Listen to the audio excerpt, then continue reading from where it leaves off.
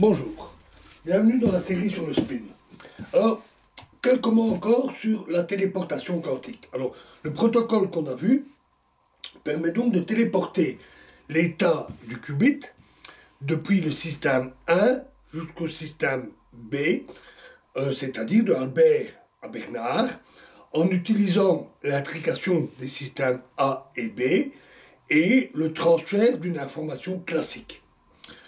Alors, notons quelques points importants.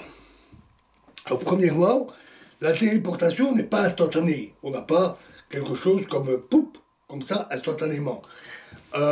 Puisqu'il y a d'abord un transfert de particules intriquées qui lie les particules A et B grâce au caractère non séparable de l'état, puis transfert d'une information par un canal classique, et sans compter les opérations logiques qui sont réalisées par Albert et Bernard qui prennent un certain temps.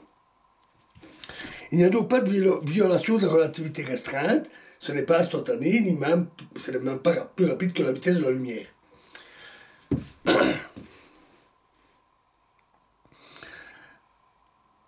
Et c'est important de le dire parce que j'ai déjà vu ce genre d'affirmation, que c'était une téléportation instantanée à Star Trek, mais ce n'est pas vrai.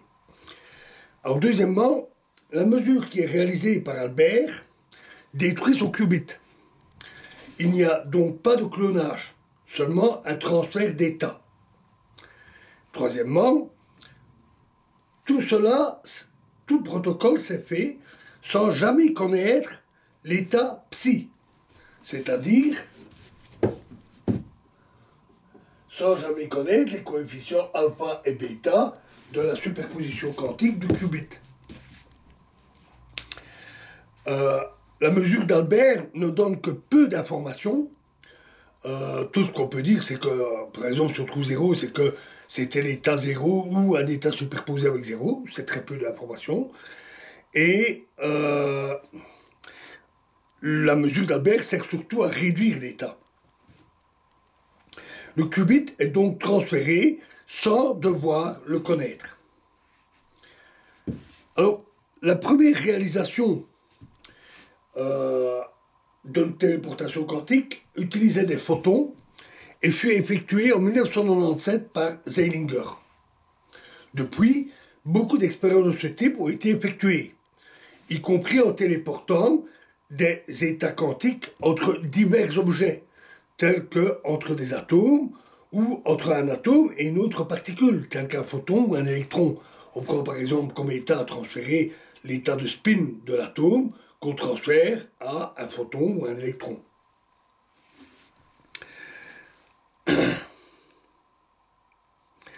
Dans la pratique, on utilise rarement des photons isolés. C'est pas facile parce que la moindre absorption dans une fibre optique ou autre lors des transferts, elle est perdue. Le photon est perdu. On utilise donc plutôt des paquets de photons pour transmettre des informations. Et les propriétés quantiques prennent alors plutôt des valeurs continues ou quasi continues plutôt que des valeurs discrètes 0, 1.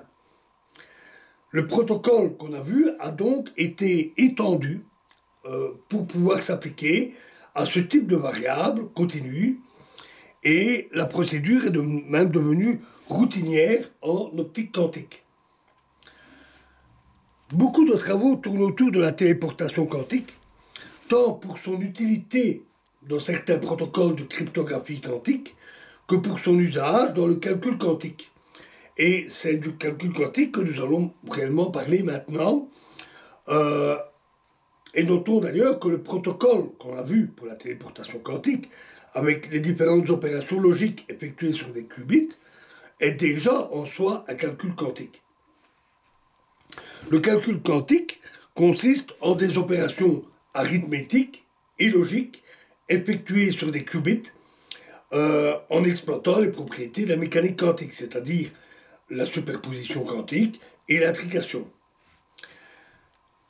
Les qubits eux-mêmes sont souvent stockés comme des états de spin ou parfois comme des niveaux d'énergie dans des puits quantiques ou des choses de ce genre. Voilà, et nous rentrerons dans le vif du sujet du calcul quantique dans la prochaine vidéo. Je vous remercie.